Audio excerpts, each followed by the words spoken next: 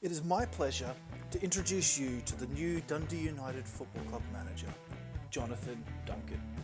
It is the hope of the board and of no doubt you that through Jonathan and this Rags to Riches series, we will see Dundee United return to the former glory it once held throughout Europe.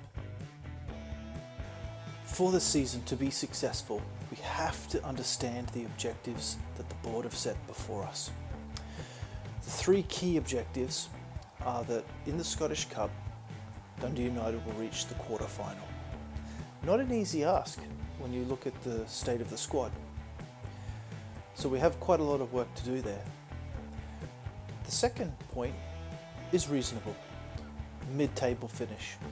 Remember, Dundee United has only just been promoted into the Premier League, so we are up against it to avoid relegation, but I really think that with the team and Jonathan's direction, a mid-table result is reasonable. Finally, and this is actually an interesting theme that will start to develop, is that we need to sign our youth players, and we're looking really to bring them into our current team. This is tied nicely to our financial objective. This is long term though. If you notice, we need to start making money from the players that we develop. We have 3 seasons and we have £4.5 million to make. Historically, Dundee United have been fantastic at generating players as a club. Many of them have gone on to have major success all over the world. Focusing back on this season though, domestic success, we've spoken about a mid-table finish, but also we have no continental needs. That means we can have a quiet season focusing on the league, looking hopefully for a top 3 finish that'll put us in Europe next season. To cap things off, we need to get 3 clean sheets in away matches this season. Our youth development goal is actually quite interesting. We just need to sign 2 players from our youth academy in the defender position. Those same 2 players just have to be younger than 20 years old and have greater potential than the average overall rating of the players currently in the same position. Taking a look at our financial situation, we don't have a lot of money to play with. We have £11,000 in budget for our wages and just over £1 million for transfer budget. Having had a chat with Jonathan, it doesn't seem like we're going to make any transfers this window.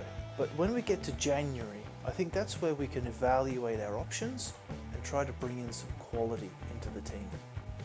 Here is our first 11. We've gone for a formation of 4-2-3-1. Really focusing on a strong backline, building up to some pacey, accurate strikers. We hope to use our CDMs to defend well and our cams to break and counter-attack for us. Up front we have Shankland, who looks to be a promising young lad who will probably be our striker for our entire season. We have 3 cams in our lineup. In the midfield we have Sporle, Harks and Paulet. You can see that the quality isn't great.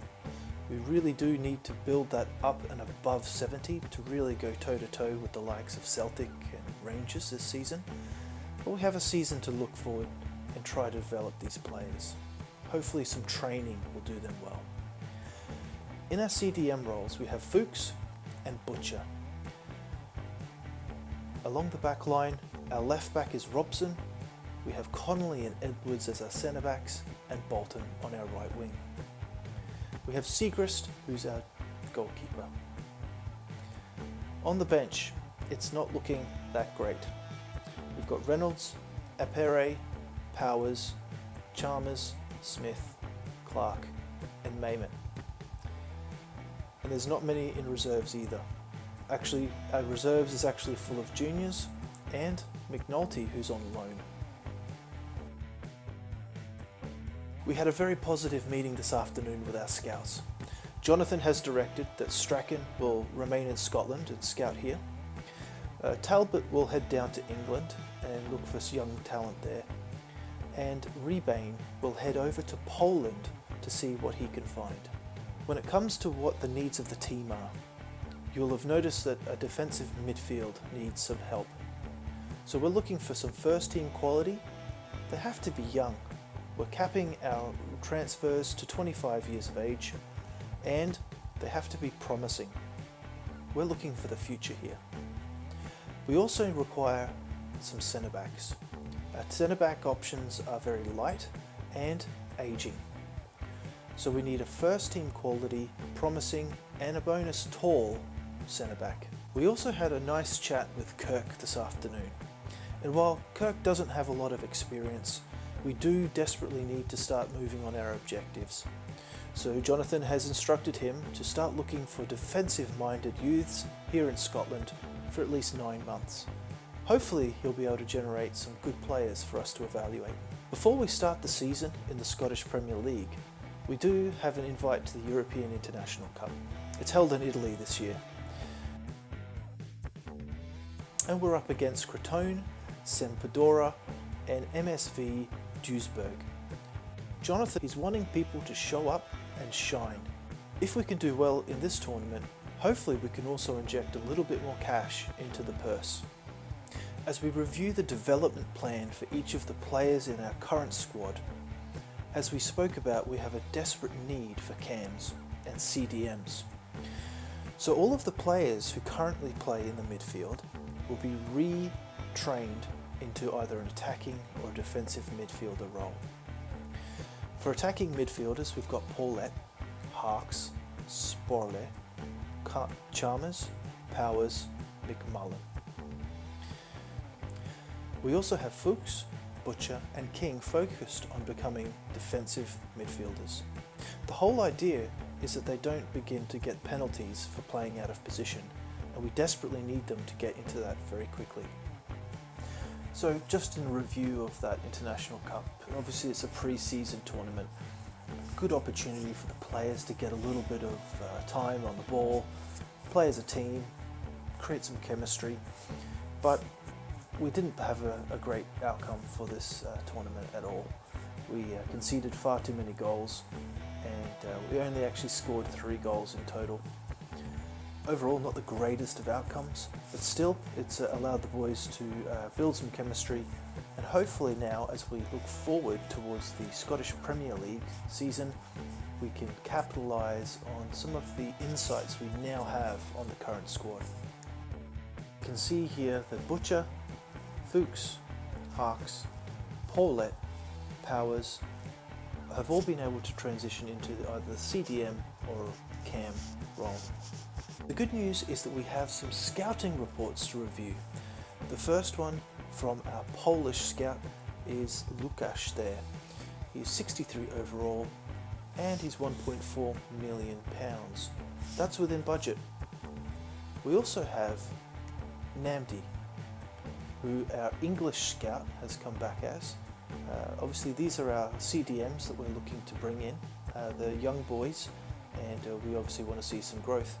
Already they are at the level of the team, so they will slot right in if any of these really hit the expectations we're looking for.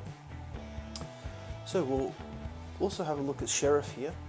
He's 62 overall and he's only 750k. He's only 21 as well, that might be a good signing. Makowski though, he's on the upper end of our limit. We may not kid ourselves, we'll just take him off the list now.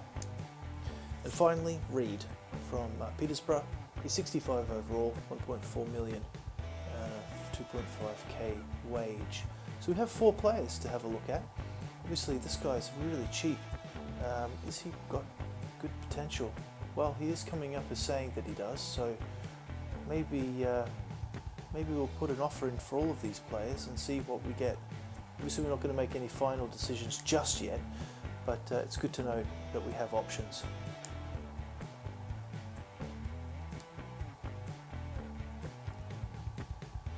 As for our central defensive role, we have quite a few options now that the 2 scouts from Poland and England have come back with.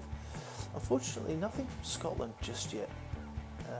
Actually, I apologise, we do. We've got a player from Livingston here, Fitzwater. He's 63 overall, almost $1 million there.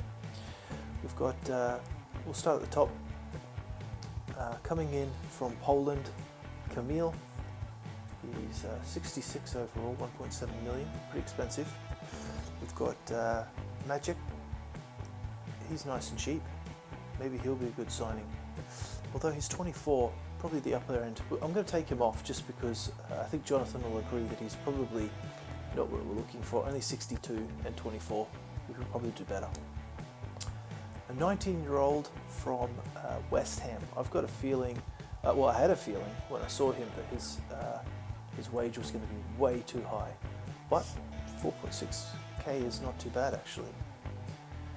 Story, he's 1.9 million. He's in the upper end. We'll probably pass on him. Although he is 67, he'd be our best centre back in the team. It may not be worth going that big just yet on our centre backs, so we might pass on him. Wharton we have 1.4, 22 years of age, 65 overall. 0, 750k, 600 wage, very cheap. If he's got high potential, then that might be an absolute steal. We've also got Josh Pask from Coventry City. His wages are a bit high for his quality, so we'll pass on him as well. And then finally, we have Poteska, almost 2 million and 67 overall. He's probably on the high end, so I might pass on him as well. So that's it for the scouting. We've got some options now. Jonathan's obviously going to have to run his eyes over these as well. No final decisions will be made, but at least we have some good options. So as we look to wrap up the first episode, I hope you've been able to get a good insight into what we have to manage here at Dundee United. We're able to take a quick look at our squad hub for our youth. We have 5 players here that are looking to be developed over the course of the season. And as you can see, we have 4 here with great potentials, and hopefully they can trend towards the upper limits there. Unfortunately, Baua, I think we're going to need to say goodbye to you, and hopefully you can get snapped up by another team and who will value your services. Cheerio. Finally, we also get a first scout report of players from Scotland. We have Lewis here, not going to cut it. We'll reject him straight up. Archibald, maybe, but it's a little bit on the low side there, his potential. So we'll say no thank you. We have finally Jack Bard. His potentials look pretty decent. We'll probably sign him, and hopefully we can see him develop into a nice young defender. Well, that brings this episode to a close. You'll agree with me that Jonathan has had a lot on his plate to deal with. We've managed to cover quite a lot of back office ground. We've enjoyed a pre-season tournament, and we've been able to take a look at some of the options available on the transfer market. In the next episode, we'll look to take on Hamilton in the first game of the Scottish Premier League season. We'll also review some of the players that we've scouted and see what sort of decisions we can make when it comes to our central defensive midfielders and our centre backs that we need desperately to bolster the squad. So until we see you in the next episode, behave.